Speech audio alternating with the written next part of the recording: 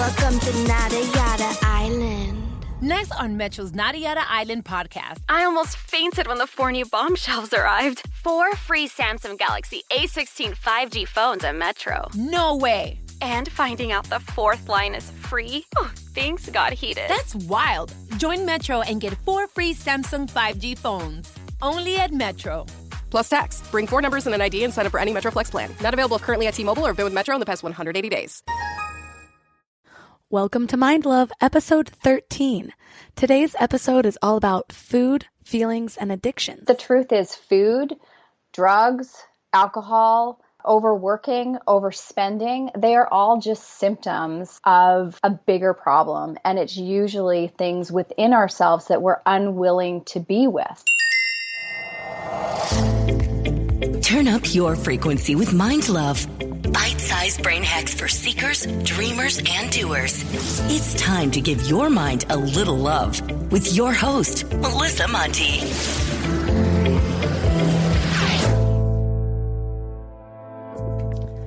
Hey everyone. So, how many of you eat your feelings? Most people think emotional eating or using food to make yourself feel better is due to a lack of self-control, but that's rarely the case. In fact, it usually boils down to something much deeper. Eating can trigger the same addictive tendencies as drinking or even codependency. What's usually happening, whether we realize it or not, is that we latch onto external things to fill some sort of void we're feeling inside. But understanding this and being aware of it is half the battle. Being aware means we can find the root of the problem and mend our wounds from the inside out. Today we're talking to an inspiring woman named Lisa Carpenter, a nutrition and life coach with over 2 decades in the health and fitness industry. Her mission is to empower people to connect with their emotions, drop the judgment, and create lasting change, both physically and emotionally. We dive into everything from the relationship between feelings and food to how that relates to other types of addictions and how we can start to rewire our brains to create habits that leave us healthier and happier. Plus, she's about to launch an amazing book called Let's Eat, but I'll let her tell you all about it. Welcome, Lisa. So you've already been hugely successful, but now you're launching your first book. What originally inspired you to write your book? I love this question because I've never been inspired to write a book. So we'll just start with that. It was never a dream that was on my radar. And I think very much like you, it's because I'd never believed in myself enough to write a book, right? Like that just seemed like this big audacious goal. And who was I to write a book? And the truth is, you know, I wrote the book because it is a compilation of my almost 2 decades worth of work with women around food and their body. And as much as I want to smash the belief that you have to lock yourself into, you know, your closet, put your head down and not talk to people for a year to write a book. That's not the case. I got a lot of help. This book would not have gotten written if I hadn't have had help. And what we did was we transcribed all of my work, all of it. We put it in a big pile. And then me and my writer that I hired to help me, Joshua, we sorted through all of it, we organized it, and we were able to come out with a finished project by collaborating, right? So I needed his expertise in terms of organizing content in a way that wasn't like, okay, here's a fire hose, drink from it, right? To give people enough that they really could get a sense of my work.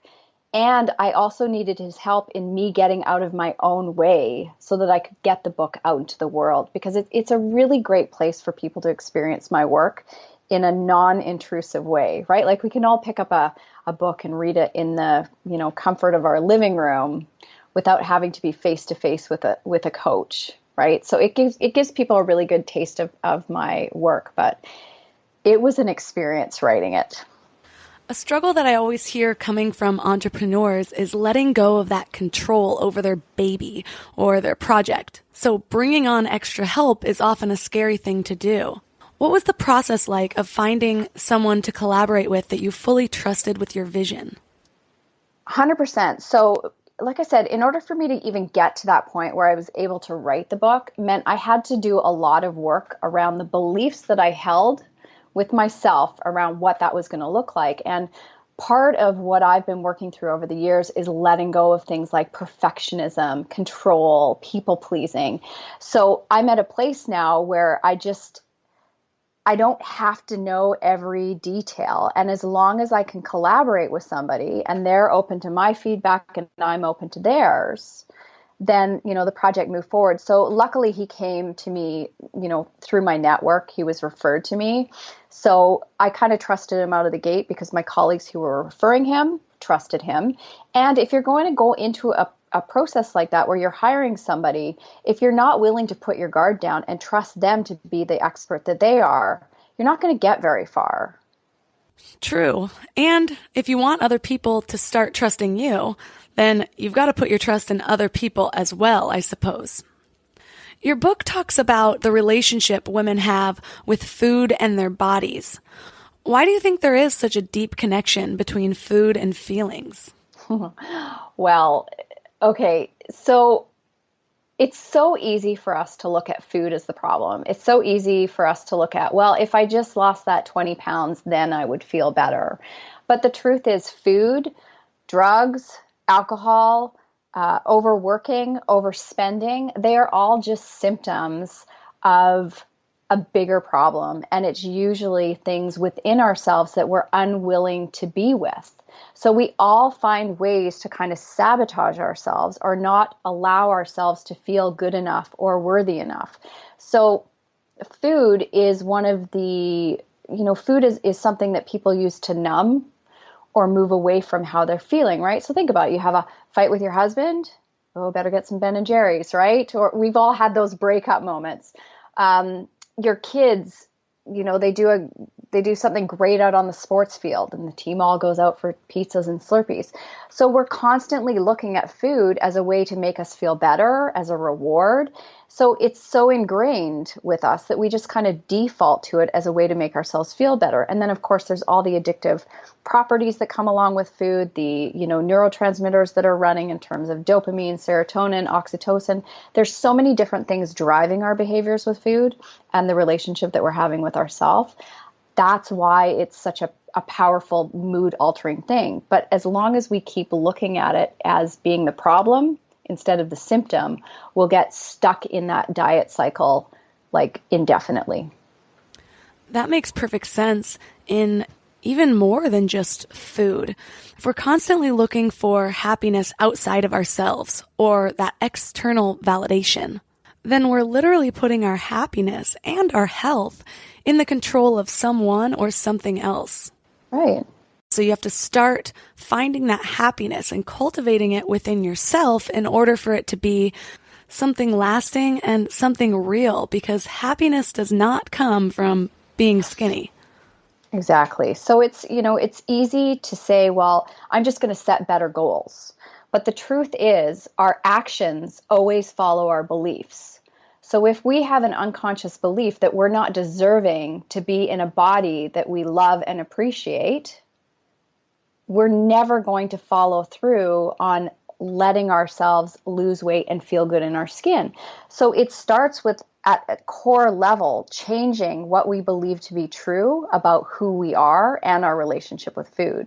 We have to start recognizing that we're having a relationship with both and kind of dissecting, how we formulated that relationship. Like, when did you start feeling badly about your body? When did you start using food to try and fix everything, right? It's when we start to kind of just get curious about those relationships, we can start to find things that we didn't even realize were part of what was getting in the way from us having, results that we can keep. What in your personal journey inspired this passion around the connection between food and feelings? Oh, it's a long journey.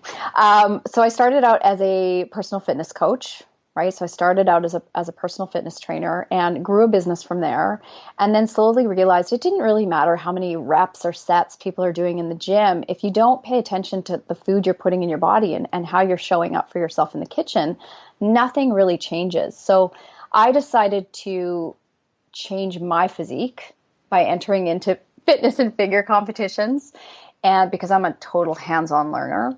And then I wanted to take kind of what I learned in those worlds, but marry it into real life people. Like, how could I fundamentally teach people how to build a framework for their nutrition that they could continually grow on? So I took all those lessons and started to build out this framework, which I called EAT, which stands for Education, Action, Transformation. And I carried on as a coach, and I, grew the successful program. And then the bottom kind of fell out of my world when I found out that my husband was struggling with addiction. So I had my 2 preteen sons. I had a 6-month-old baby. I'd been a coach for many years, yet I didn't see what was right in front of me. And we can't be in our stuff and on it at the same time. So as much as I can see other people and support them and help them, I hadn't realized the stuff that I was standing in for myself. So I really approached that time of my life with okay, I'm going to fix this. I need to fix this. And I came very quickly face to face with the fact that there was nothing to fix. And it wasn't about repairing my relationship with my husband. It was about coming, face to face with the relationship that I was having with myself and recognizing how destructive that was. So he was struggling with his own addictions, and I was struggling with behavior addictions like control, people pleasing, caretaking, approval seeking, these things that really get in the way of us being who we really are. So that really started this journey of unraveling. And ironically, the worst thing that ever happened to me in my life ended up being the best thing. It tied my work up with a big red bow because addiction was the missing piece, like understanding how all these addictive behaviors or using substances or whatever it may be was really to mask not feeling the feelings that we're having, whether it's depression, disconnection, feeling insecure. So I was able to take all that learning and go, okay, this is the missing piece why people are still struggling, because here's the tools, like I've given them the framework to how to eat and how to build it all out themselves, but why were they still struggling? So not only did it transform my personal life and who I am personally, but it completely transformed my career and the direction that my business has continued to grow into and evolve into. So now, beyond working with women and their body and foods, I'm also working with successful leaders who want to take their leadership to the next level. And it's not their lack of strategies or systems or funnels or whatever it is that's holding them back from the greatness that they seek in the world. It's their lack of connection to themselves. So this is where, feeling your feelings, which nobody wants to do, said nobody to me ever. Please, Lisa, help me feel my feelings. But that really is the key, is allowing ourselves to fully experience what's going on in our lives and where we're uncomfortable and where we're afraid and just the things we're trying to avoid. Right. And I'm actually so glad you brought this up because I was just interviewing an amazing meditation and spiritual teacher named Craig Holliday, who will be a Mind Love guest in a few weeks, so get excited for that. Well, we were talking about suffering and how it's really a gift that we should fully embrace by feeling into our pain. We often have these seemingly noble goals of transcending these negative or scary feelings, but really all we're doing in that is avoiding them. So feeling into these feelings, Craig says, is one of the first steps to enlightenment. So when we allow ourselves to fully experience our pain without judgment, we unlock deeper levels of consciousness. And then you stop being afraid of fear, and you stop being afraid of anger and sadness, and you begin to welcome them because they're really a doorway to something greater. And it sounds like that was your experience as well, dealing with addiction. It is. When we just allow ourselves to be curious about our emotions instead of judging them. So I talk about emotions like a rainbow, right? A rainbow is beautiful because it's all these different shades, right? So if you look at our emotions, we get joy, we get excitement, we have enthusiasm, and then we've got like sadness and anger and grief and all those like dark emotions that nobody wants to talk about. But if we cut out half of our range of emotions, it would be like a rainbow with one stripe of color. It wouldn't be very spectacular. As human beings, we get to feel our entire lives, right? And this is what I talk about with full frontal living. It's actually allowing ourselves to experience and feel everything and not be afraid of. So when you wake up and you're having a great day and you're like, oh, I feel amazing and awesome, you don't stop and question, why do I feel so good? I should do something so I don't feel so good. This isn't good for me. But when we feel anger or anxiety or grief or sadness, what do? This doesn't feel good. How do I turn this off? How do I make myself better? What do I need to do to feel better? And this is why we turn to things like food and drugs and alcohol and overspending and overexercising and sex and all those kind of good things. So not good things, but you know what I'm saying. If you say they're good, who am I to argue? Before we go deep today, I want to give you a little gift, and I want to give it to you every single day. It's called the Morning Mind Love. I know how life can be. You're all fired up after an inspiring episode, and then a new day or a new challenge comes at you, and it's just hard to keep up that energy. Well, the Morning Mind Love is kind of like an oracle from your higher self to help you start each day with a positive focus.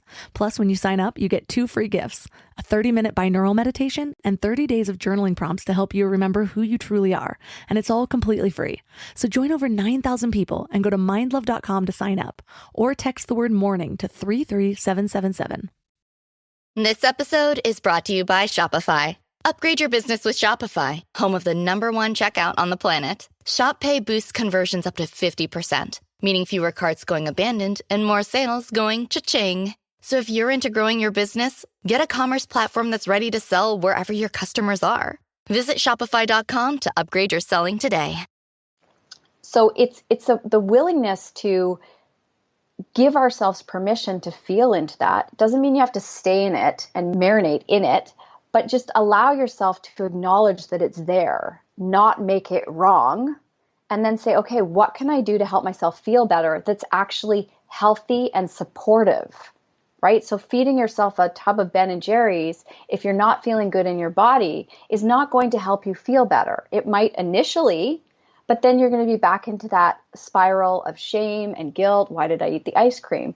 Whereas reaching out and talking to a friend and sharing how you're feeling, or going for a walk, or listening to music, or dancing in your living room will make you feel better. And it's not just a temporary feel better. It's a supportive of how you want to feel in the long term in your life. I completely agree.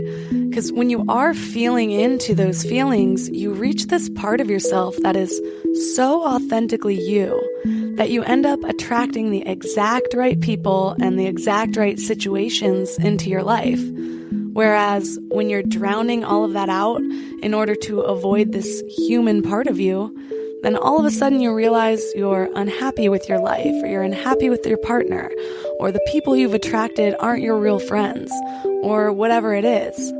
But really, you've been masking this huge part of yourself, so the life you've created might be perfect for that mask that you put on, but not for you. And you may not even remember or have truly ever gotten to know the real you. Exactly, right? So when it comes to food and, wine, it's not making these things wrong. Like sometimes you just want to have Ben and Jerry's because you want Ben and Jerry's. And sometimes you want to have a glass of wine because you just want to have a glass of wine. What I help people step into is making conscious choices. So I personally don't drink anymore because I found I was using drinking as a way when I would go to like a party, because I'm more naturally introverted and I had a lot of insecurities I was working through. So it took the edge off.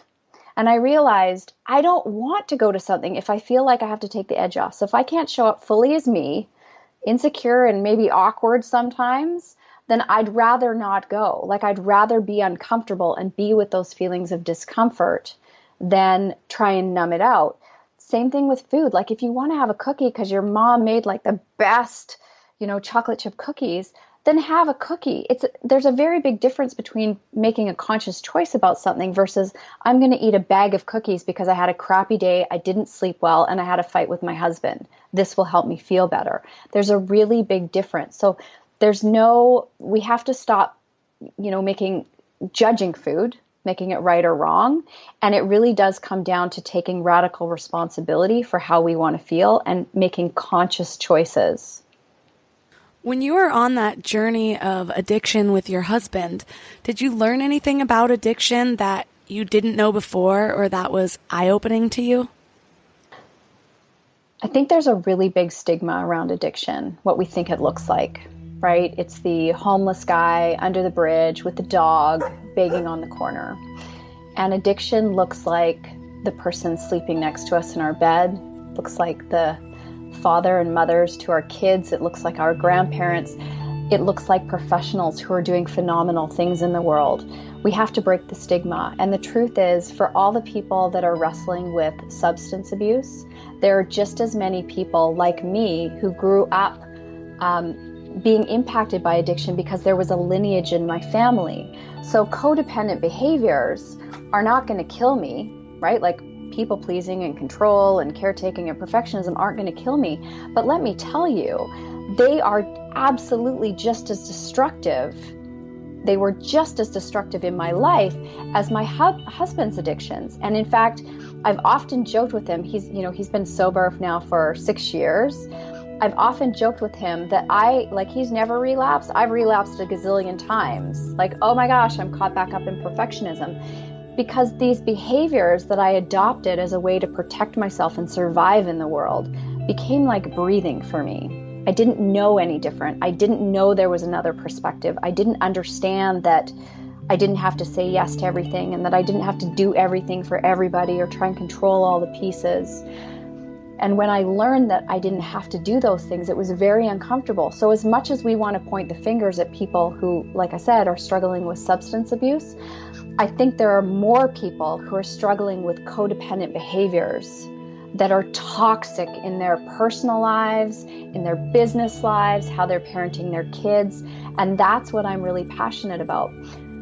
In my family, hopefully, because we have these conversations and we've all gone through it, I'm hoping that we break some of these patterns moving forward, that my kids now, I get to have conversations with my kids around feelings and being open, and we talk through things. That's not how I was brought up. And it's not a slam against my parents, right? I think every generation gets a little bit more enlightened.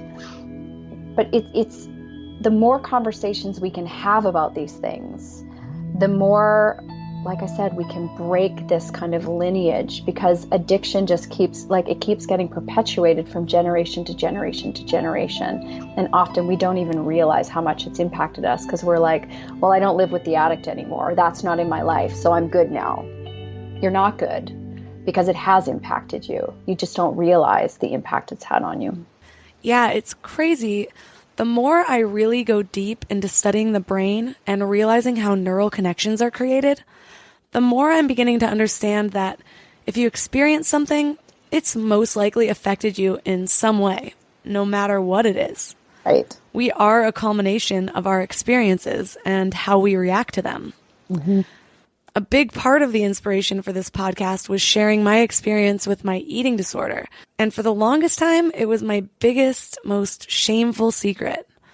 But when I did open up and start sharing these things that I had gone through with other people, one after the other, I could see that I had struck a chord with people, and I could just tell it was exactly what they needed to hear at that time. So sometimes we don't realize that sharing our stories isn't really about talking about ourselves. It can be a critical part of our own healing journeys, but it can also help other people to feel less alone. Shame can't live in the light. It cannot live in the light. So the things that we are terrified to be with, when we bring them out into the light and acknowledge them, they no longer hold us hostage. And this is my challenge around addiction is, breaking the stigma around it. Because as much as I love, communities like AA and NA and OA, and there's an anonymous for everything, we almost perpetuate the belief that there's something fundamentally wrong with these people. And there isn't. Whether you're struggling with bulimia, anorexia, overeating, there's so many different things. What it comes down to is we are all just doing our best to fit in, and we're lacking a connection with ourselves, like a deeper connection with ourselves and connection with other people. Right? So these behaviors come out because we're trying to compensate for an area in our life where we don't feel good enough, that we don't belong, that we're not worthy of love. So thank you for sharing your journey with me and with everybody else, because it is so profound when people understand that they can step into knowing that there's nothing wrong with them. Like, nobody is broken. I don't care what you are wrestling with. There is somebody else out there who's going through the same thing. And it's just a matter of finding someone that you can talk to about it. You don't have to do it on a podcast to everybody, right? Like, you don't have to be like you and I, but finding that one person that you can sit down and share your sacred story with. And you will find so much freedom in doing that. And it'll be terrifying. And there will be a part of you that'll be like, don't tell anybody, right? Because that's the part of us that believes we're safer if we keep our secrets. But the more we keep our secrets, the more we stay in this toxic energy, and the more we continue to drown. You make such a good point about how we often classify those in addiction programs like AA and NA as sort of broken people. My dad led those meetings until he died, and I was the little girl playing with blocks in the corner while Carl is sharing a story about hitting rock bottom in a Motel 6 with a prostitute named Ruby, or some other extra healthy story for a 7-year-old. But this belief was perpetuated that we aren't like everyone else. We have something wrong inside of us, so that's why we can't pick up just one drink, even if other people can. And I do understand the power of accountability there, but I also have some reservations, given what I've learned about the brain, about affirming this thing. I am an addict every day until you die. Okay, let's go down this rabbit hole, because this is a good one. So I tried to go to Al-Anon, which is for, family members of alcoholics. And, my husband and I both had the very fortunate experience of being able to go through a treatment center that really focused on family and focused on connection and, peeling back stories. He went through, intense, I think he was gone for 3 months. It was pretty intensive. I didn't talk to him then because I was angry, Lisa, then. I was working on my own stuff. But I went to therapy myself every single week. And what I loved about those rooms and hated at the same time was there was a tremendous amount of crosstalk. So I was called out on my bullshit. Why do you think that's funny, Lisa? Right? Like, I'd laugh about something, and my counselor, I remember she leaned in and she's like, what is funny about that? And it took me to my knees. And it was her way of saying, like, you're using humor to hide that you're feeling like shit right now. And we need to talk about this, because there's nothing funny about what is happening in your life right now. And where I found I got frustrated with Al-Anon and in OA and NA and, AA, there is no crosstalk. So everybody gets to unravel, where they are, but it's kind of this perpetuated belief that something is flawed.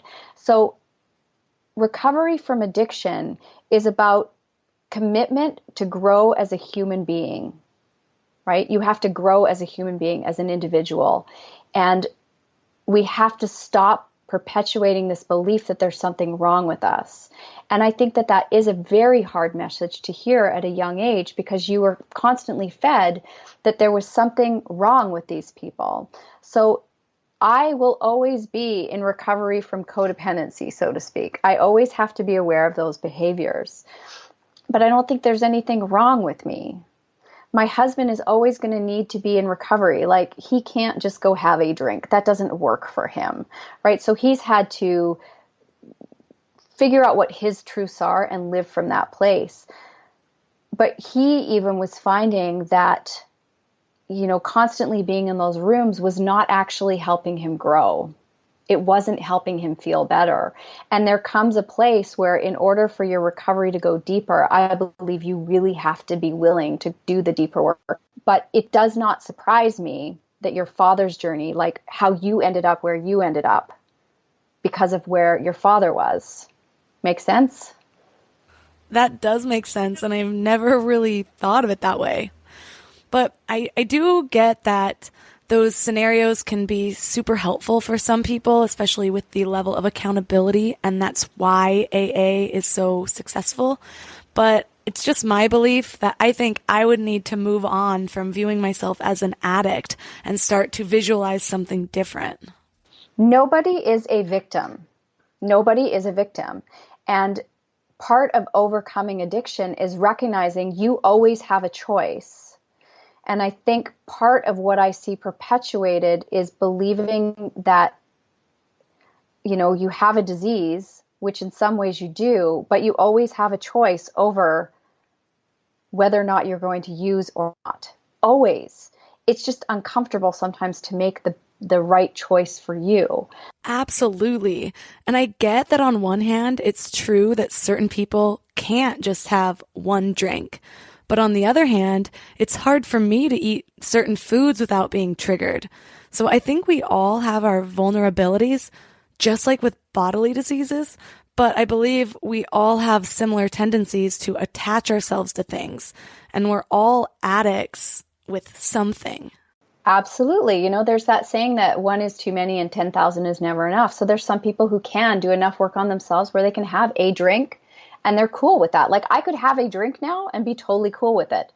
But when it comes to food, there's certain foods I don't eat because I feel like I'm crazy pants for the rest of the day. Like my cravings go off the hook, and there's actual hormones running through us that drive those cravings. So we get to, each of us, you, me, everybody in the world gets to choose the things we do want in our lives and the things that maybe we need to abstain from. It's a personal choice, but that's what it means to take radical responsibility for the things in your life that you want or that you don't want based on how you want to live your life and how you want to feel. I always want to feel peaceful and calm and grounded. So why would I eat something that makes me feel like a crazy person? And food can impact you that way, right? Addiction is all about continuing to eat that object of desire or go after that object of desire, even though you know that there's negative consequences attached. You'll still have it. You know it's going to make you crazy, and you're still going to have it. And yeah, for me, just abstaining from certain foods works best for me. So the key is to choose the things that you do want in your life instead of focusing on all those things that you don't. Well, now you're focusing on this book. What would you say that the biggest thing that you've gotten out of this whole process is? This is a really great question. So, like I said, I never kind of went, I want to write a book. That was not where I started out. And it's been such an amazing journey because this book, although I wrote it for everybody else, it's really become the next stage of my journey, because all the work I've done on myself up until now has allowed me to step into this new way of being. So it's requiring that I do things that are still slightly like on the edge for me and uncomfortable, like ask for help. Right? Most high achievers we struggle to ask for help because we want to look like we got it all together, right? Don't show any vulnerability. That's weakness, where in fact that's a strength. So doing more live video, allowing myself to be a leader and an authority. Nobody was going to come and knock at my door and say, Lisa, you're ready for this now. I am giving myself permission to be that. And every entrepreneur needs to step into that for themselves, or wherever you are in your life. Like, you get to matter, not because somebody else has told you have, or because you've done all these amazing things, because you decide you get to matter in your life and that you're allowed to do big, bold things. So it's incredibly vulnerable. Like, I thought having online courses was vulnerable, but a book, like when I went to the post office to mail out like my advanced reader copies, which, I found a bunch of errors in them. One, I had to put down my perfectionism instead of tossing the whole box in the garbage and going, well, I can't send these out. I found mistakes, right? Just send them out, Lisa. Just send them out. I sent them out to people I was terrified to send them out to. Like, oh my God, this person is going to hold my book in their hands, and what if they think I'm crap? But it's releasing my self-judgment, because whether or not they judge me, none of my business. There's so many things that it has pushed me on and challenged me on, and I'm so grateful for it. And the biggest thing for me with this entire book launch is not about how many books am I going to sell? What's the end goal? Like, that's great to have those goals. but the outcome matters little to me. I know my work will make an impact. Like I know that because it already has. What matters to me is that I don't abandon myself in the process of launching this book. Meaning, at the end of the day, I'm judging myself, I'm shooting all over myself, I'm working 24 hours a day, I'm pushing hard. I don't think I've ever really fully given myself permission to be so present emotionally for myself in a process. What do you mean when you say being emotionally present for yourself during this process? So every day checking in, like what felt good for me and what didn't? What's my commitment to myself today? Sleeping like 9 hours a night, because emotionally to stay in the room with yourself, it's exhausting, right? It's tiring being present to all the feels that are coming up, right? Excitement and all that kind of stuff. Being curious about the things that are triggering me, right? Like what kind of things pushed my buttons that I need to just look at. So I'm really making this launch about staying in the process. And if more people in business stayed in the process instead of trying to get there, they would enjoy the journey so much more. And, you know, like you can only have your first baby once. You can only launch your first book once. When all this is said and done, I don't want to look back and go, wow, I don't even know what happened. I want to be fully present in every single moment. I want to enjoy every single drop that I'm getting out of this journey. I want to see what's here for me to grow through and what's here to learn through, the amazing people I've gotten to connect to, like you, like have these cool conversations. I really want to savor the experience. And that saying that the journey is the destination, it is the truth. Like it is the truth. It's not about where you're going to get to. It's about every rich moment along the way. And that is where we find success, when we stop seeking the outcome and we start living present to what is here today. And that feels amazing for me because I lived a life of seeking. The funny thing is, sometimes these goals that we have in place that we think are going to make us happy, if we're not really enjoying the journey, is another form of external validation where you're not looking inside of yourself. Right? Trying to fill the hole, trying to fill the void. So you struggled with food. I struggled with working all the time and striving. And, you know, I had to accomplish things and it didn't matter what I did. It wasn't good enough. To be in a place now in my life and my business where I feel fulfilled and happy, I can't even describe that feeling. Like, because for so long I thought, God, am I ever going to be really happy? Am I ever going to feel like I'm good enough? And so that's what the book really represents for me, is it's really me letting myself fully take down all the last of the walls and let all the stuff that isn't me just finally fall away. And I'm sure they'll find more. I'll find more stuff because new level, new devil. But it sure is cool to just really celebrate at the end of every day. Wow, I did that thing. I did that thing I never thought I could do. I've become that person I never thought I could become, right? Like at a deep core level, who I am now compared to who I was 6 years ago is so, so different because I've let go of all the bullshit. Wow, I love everything you just said, and I feel fired up right now. But I wanted to go back to a point that you said about the vulnerability when putting out a book, because I have definitely been experiencing that level of vulnerability with putting out this podcast. Do you find that it's sometimes harder to release things to close family and friends than it is to release it to the entire world? I've been thinking about why this is a lot lately, and I think it's because of that imposter syndrome, where we can look at our friends and family and say, well, they knew who I was before I started this venture. So there's this little voice that says, what if they're saying, oh, she can't do this. She's never done anything like this before, so why can she do it now? Whereas with strangers, they just assume this is who I've been the whole time. Totally. It's like hiding in plain sight, right? Like I have been the master at hiding in plain sight. So you asked me to do a Facebook Live on my business page, no problem. Knock it out of the park, whatever. I just turn the camera on and go. You tell me you want me to do a Facebook Live on my personal page, I'm like, hell no. So that's been another edge that I've pushed, right? Like really, so judgment has been a big thing for me in my life, right? And it was so easy to point fingers at other people, right? I'm afraid of them judging me. But like I said, if you're looking at believing other people are judging you, it really is about self-judgment. So it's been about letting go of self-judgment and just giving, like #giving less fucks in everything I do. Like, if you don't like me, if you don't like my message, totally cool. Turn away, right? Like, go find somebody else to follow. If you do resonate with what I'm saying, follow along. Like, this is what's so amazing about today, is that we get to pick and choose the people that we want to come into our lives. So I'm not going to change who I am anymore to try and fit into what I think I need to be in order for people to like me or in order for me to belong. I belong to myself. I like myself. And when my head hits the pillow every night, as much as I love my community, I have to love myself more, and I have to love myself first. And when we start from that place, we really can do anything. So it doesn't mean that I'm fearless. I got lots of fears. I'm a human being. But I have a lot more courage because I will not abandon myself.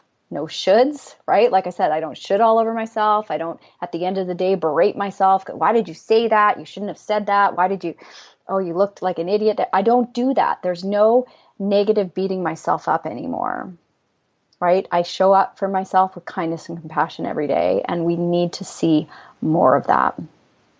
Stepping into fear is something I've been working on also, especially getting out there and doing interviews on other people's podcasts. It can feel vulnerable, like we were saying before. So since I've started this process, almost every single day, I've had at least one moment of feeling starkly terrified. And I think some people feel those feelings of fear and wonder if it's their intuition telling them to back off. But I've been making a point to remind myself that if I'm not taking those risks and pushing myself, then I'm just slowing or limiting my growth.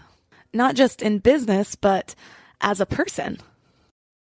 Exactly. It's understanding, like, fear and doubt, they are like the ultimate wingman. Stop making them wrong. They need to be present, right? Link arms with them. Let's do this. And lead from a place of not like, what can I do today that scares me? But what can I do today that helps me feel courageous? That is so much more empowering. And then let fear and doubt come along. Like, hey guys, we're going to do this. And I'm going to have some courage, because courage is a muscle we can exercise. So like I said, I've been doing these courageous things by reaching out and who do you know? And I want to talk to people. And, imagine if I had the courage to reach out to Pat Flynn and say, hey, I want to be on your podcast, right? So I didn't reach out to Pat Flynn, but I did reach out to somebody who is an influencer. And I said, like, do you know anybody who you could connect me with to speak to? I was not attached to whether or not they said yes or no. It wasn't about that for me. It was about having the courage to make the ask, because I would never have done that in the past. So I don't really care how it lands now, because at the end of the day, I was like, wow, I did that thing, right? Which means it's easier the next time to reach out to the next person and not make it mean anything. Like, if they choose not to help me, I'm not taking it personally. It's not about me. I am responsible for me. I'm responsible for asking for what I want and just leaning into that courage. And that felt really good. And they haven't gotten back to me yet, right? They may or may not help me. And that's totally cool. But just having the courage to do that fundamentally shifted something for me. Like, okay, I can do more of that. Is there any specific exercise or action that you've done that listeners at home could also do to help them step into that place of courage? Oh, great question. So I think it's really great to start every single day asking yourself that question. What can I do that would be courageous today? And it could be, that you reach out to somebody. It could be that you tell somebody how you feel about them. It could be that you do a live stream for the first time. It could be that you sit with your feelings instead of feeding them, right? Like, that is an act of courage to say, oh my God, I'm going to let myself feel angry, because that's scary for people sometimes, to feel angry or feel sad. They're afraid of the tidal wave's going to take them. So I think that is a really good place to start from. And then at the end of every day, ask yourself, what did I do to be kind to myself today? I think that is so important. So it might be that I didn't beat myself up when I did that first live stream, even though just be kind to yourself. That is so powerful in terms of shifting our mindset. And then what can I be curious about? What happened today that I need to be curious about? Where did I see judgment kind of poking up, or comparisonitis, or, what kind of gremlin was in my head today trying to chirp off? What do I need to be curious about? Because all these kind of voices in our heads, these little, I call them gremlins, they're there on purpose. They're not there to make us feel crappy. They're trying to protect us from something. So when we actually have the courage to listen to the voices, like what they're saying to us, right? Like, well, you can't do that because she's already doing that. There's a message and a lesson in there for us. If we just allow ourselves to kind of sink into it. Well, why do I believe that? Why do I believe I can't do this because of her? Why do I believe she's better than me? Oh, why don't I feel good enough? What do I need to feel better? What can I work on with myself so that I can be just as good as her? And what if she's showing up in my newsfeed to show me what's possible for me? Right? And the universe is trying to say, hey, this is for you. So stop comparing yourself and just start putting yourself out there. Nobody needs a unique marketing, this unique marketing position or whatever, because if you are your business, you are your unique marketing piece. Nobody can be you. Nobody has your experience. Nobody has your stories. Nobody has your voice, your tone, your way of connecting with people. We need to embrace more of that. I love the notion that something might be showing up for you to show you what's possible in this life. I've never really thought of it that way. And I could really listen to your nuggets of wisdom all day long, but we've got to end the show eventually. So where can listeners find out more about you and your book, Let's Eat, that's coming out? Okay, so my book comes out February 20th on Amazon. You can find out about it anytime over on my website at lisacarpenter.ca/book launch. And if you're listening to this after February 20th, there will still be stuff there. And of course, over on my website, just lisacarpenter.ca. And I'm on social media, Facebook. I'm trying to do my thing with Instagram. Some days I get so overwhelmed with all the things of social media. So I'm more consistent on Facebook than I am on Instagram, but I'm doing my best. Like everybody, I'm doing my best. Aren't we all? And wow, it was like every sentence out of Lisa Carpenter's mouth was pure gold. I loved it. I don't know about you all, but I am inspired to go take on the world right now. So I know our episodes are normally a little bit shorter than this one, but everything was so good I wanted you guys to have as much value as possible. But I would like to hear what you think. Are you guys cool with these episodes being a little bit longer sometimes?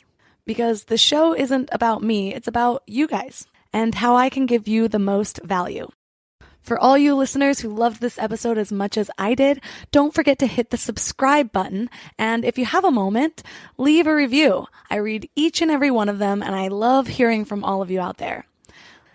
So, thanks for giving your mind a little love today, and I'll see you next week.